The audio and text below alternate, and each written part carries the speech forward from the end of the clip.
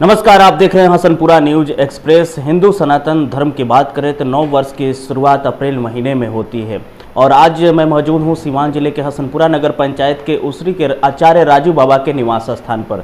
आपको बता दें कि यहां पे हर साल की भांति इस साल भी रामनवमी सेवा समिति, आयुष्मान सेवा संघ, बजरंग दल, हिंदू युवा वाहिनी के संयुक्त तत्वाधान में राम जन्मोत्सव के शुभ अवसर पर भव्य कलश शोभा यात्रा निकाला जाता है। उसके बाद लगातार 9 अप्रैल से लेकर 17 अप्रैल तक भव्य कथा यहां पर चलता है, जिसका कथा सुनाने के लिए व्यासपीठ पर विराजमान धर्मनगरी अयोध्या से चलकर पिछले साल आई थी। उसके बाद इस साल भी श्री अर्चना मणि पराशर जी, जो कि उनके कथाओं में इतना प्रगढ़ता और इतनी भाव रहता है कि भक्त और भगवान ऐसा लगता है कि मंच पर विराजमान हैं और उनकी कथाएं सुनकर पूरे हसनपुरा प्रखंड के भक्तगण झूम उठते हैं।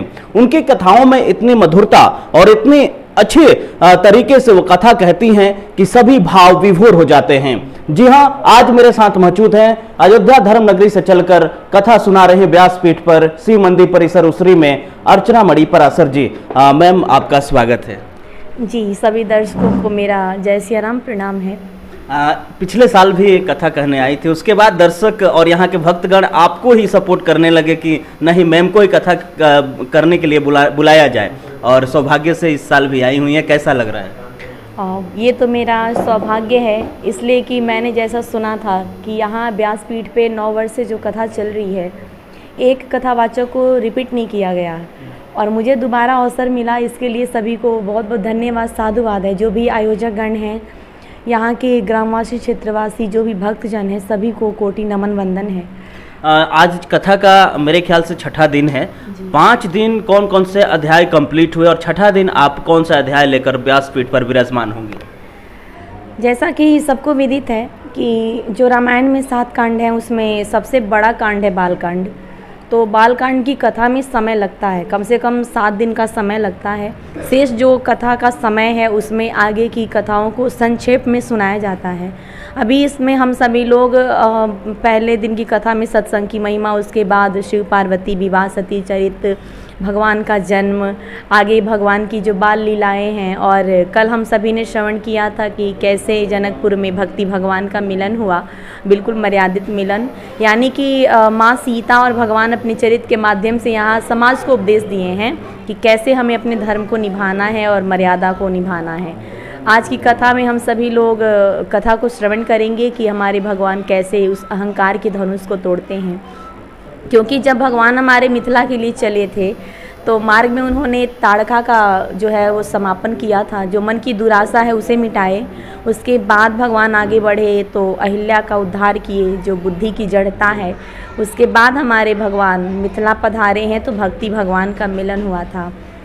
और उसके बाद अगले प्रसंग में भगवान जो धनुष तोड़े हैं वो अहंकार का प्रतीक है, यानी भगवान ये बताए हैं कि जब तक अहंकार समाप्त नहीं होगा तब तक पूर्ण रूप से भक्ति भगवान नहीं मिल सकते।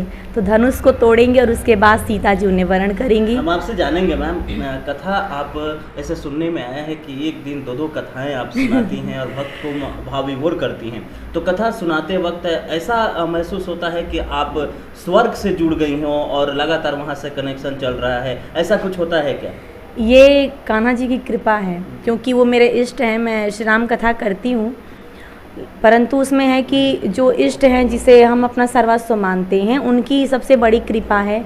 बाकी सब संत समाज, ब्राह्मणों का, आप सभी का आशीर्वाद है। मानस कोकिला, इस नाम के पीछे की राज क्या है? मानस कोकिला कैसे नाम पड़ा आपका? ये उपाधि मुझे नाम जो है उसके पीछे की राज क्या है, कैसे पड़ा मानस कोकिला नाम आपका? लोगों को कथाएं पसंद आती हैं, उसमें मेन है कि सबको मेरा स्वर पसंद आता है। भगवान की शक्ति है दी हुई, उन्हीं की विद्या है, कला है, स्वर है।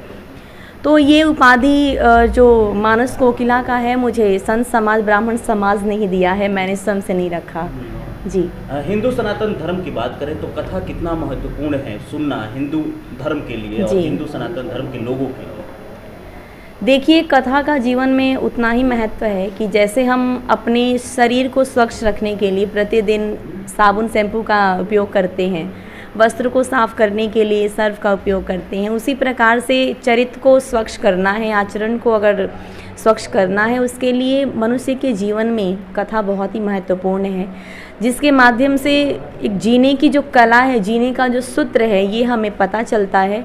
इसीलिए भगवान की कथा है, और उसमें भी श्री राम कथा, जो भगवान मर्यादा पुरुषोत्तम हैं और उन्होंने अपने चरित्र के माध्यम से सभी समाज को ये प्रेरणा दी, मार्गदर्शन दी कि कैसे जीवन को जीना है, अपने धर्म को कैसे निभाना है। आपकी कथा में हमारे पूरे प्रखंड के महिलाएं बहुत बढ़ चढ़कर हिस्सा लेती हैं।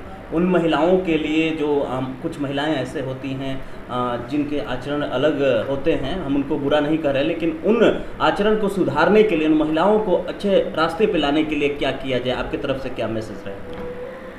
हम तो सदैव यही आग्रह करते हैं हर एक नारी शक्ति से कि हमारा जो धर्म है, कैसे हमें अपने कर्तव्य का निर्वहन करना है, एक बेटी से लेकर के और एक माँ तक के सफ़र में। तो ये सारी जो कथा है और जो ये चरित्र है, वो हमें सीता जी के चरित्र के माध्यम से जानना चाहिए।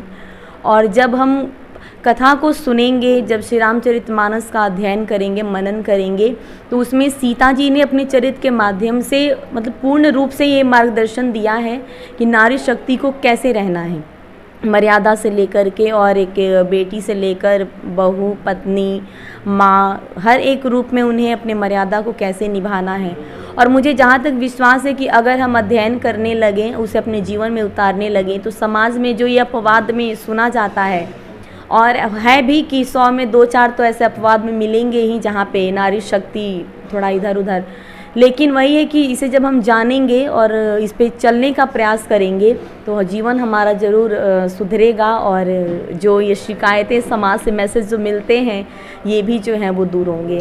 क्रोध त्यागने का सबसे बड़ा तरीका क्या है? बहुत सारा गुस्सा जिसको आता है, उसको अगर त्यागने का क्या तरीका है जो भक्ति भाव से देखा जाए?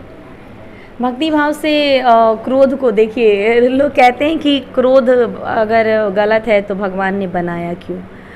भगवान ने बनाया है, सब भगवानी का बनाया हुआ है, लेकिन भगवान ने उसे बताया है कि कहाँ उसे कैसे यूज़ करना है। वही क्रोध अगर हम समय पे करें, जहाँ अगर लगता है कि क्रोध करने से यहाँ कुछ काम बन जाए, तो वो वहाँ पे उचित है, अन्यथा क्रोध सदैव अनुचित है। और अगर क्रोध आता है तो उसे कल पे टाल दीजिए। आज आया तो अगर आने लगा तो कहिए कि आज मत आना, कल आना, कल आए तो परसों पे टाल दीजिए, और टालते टालते फिर उस क्रोध से आप मुक्ति पा लेंगे। रोशन, हिंदू युवा वाहिनी और बजरंग दल के सदस्य जो हैं हमारे यहाँ, उनके लिए आपके तरफ से 2 शब्द, जिस तरीके से वो आयोजन करते हैं, इतने बड़े पैमाने पर आयोजन होता है, बढ़ चढ़कर हिस्सा लेते हैं हमारे सदस्य और बहुत सारा मेहनत करते हैं, उनके लिए आपकी तरफ से 2 शब्द सुनना चाहेंगे? उनके लिए तो अब हम बार बार साधुवाद, धन्यवाद ही देंगे, इसलिए कि हम भी क्षेत्र में सदैव रहते हैं, कथा करते हैं, लेकिन यहाँ का जो एक सिस्टम है, जो एक रूल्स हैं, वो अलग ही हैं। जहाँ तक मैं देखती हूँ कि मंच से लेकर के और कथा पंडाल तक अन्य भी जो भी व्यवस्था है, हर एक चीज़ में सबकी सहभागिता होती है, और जो एक नियम होना चाहिए, उस नियम पे सभी सदस्य लोग जो हैं वो सदैव निरंतर खरे उतरते हैं। बाकी सभी मेरे अभिभावक हैं और बड़े भाई तुल्य, पिता तुल्य हैं, तो ज़्यादा मैं कहना नहीं चाहूँगी, इसलिए कि श्रेष्ठ हैं तो मुझसे अनुभव भी ज़्यादा होगा। और मैं एक तो कथा व्यास के माध्यम से व्यासपीठ पे बैठती हूँ, बाकी सबसे मिल के ही मुझे कुछ जानने सीखने को मिलता है। बाकी मैं बहुत बहुत धन्यवाद देती हूँ सभी सदस्यजनों को, जो आयोजक करता है, जो भी इसमें मेंबर्स हैं सभी को, कि उनकी जो विचारधारा है, जो सोच है, और वो जिस मार्ग पे अग्रसित हो रहे हैं, वो सराहनीय है, और आगे राम जी उनके साथ हैं, ये भी मुझे पूर्ण विश्वास है। आज के लिए लोगों से क्या अपील है? भक्तगणों से, आपके भक्तगणों से और सभी दर्शकों से, सभी से मेरा एक ही आग्रह होता है, सदैव से आज भी है, कि हम लोग जितना से जितना हो सके अध्यात्म से जुड़ें और अपनी गृहस्थी को निभाते हुए जुड़ना है। ऐसा नहीं है कि भगवान ने कहा कि सब छोड़ करके मुझसे जुड़ो, भगवान कहते हैं कि अपने कर्म को निभाते हुए मुझसे जुड़े रहो। तो भगवान से जुड़ना है, अपने धर्म को भी निभाना है, भक्ति भी करनी है। ये संभव तभी होगा जब हम भगवान के चरित्र को श्रवण करेंगे और उसे अपने जीवन में उतारेंगे, तभी ये सुलभ हो सकता है। राम के वो 3 गुण जो जीवन में उतारा जाए तो इंसान सफल हो सकता है, आपके माध्यम से? मेरे माध्यम से पहला गुण तो हम यही कहते हैं कि देखिए, भगवान ने एक पुत्र बन करके अपने धर्म को निभाया, उसमें भगवान बताते हैं कि जितना प्रेम जितना स्नेह आपको अपने माता पिता के चरण में है, उससे ज़्यादा स्नेह प्रेम और विश्वास उनके वचन में होना चाहिए। यानी कि वो जो कहते हैं उसका आदर किया जाए, उसका पालन किया जाए।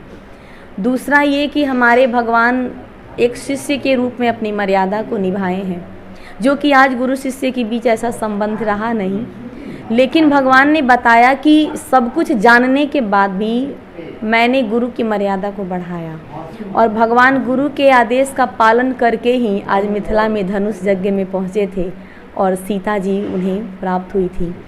तो एक गुरु के वचन में भी, जिसे भी हम अपना गुरु मानते हैं, वो चाहे हमारे विद्यालय के गुरु हो, हमारे सदगुरु हो, या जिसको भी आप अपना गुरु मान लें, उनके वचनों में हमें विश्वास होना चाहिए। बहुत बहुत शुक्रिया मैम। छठा दिन है कथा का।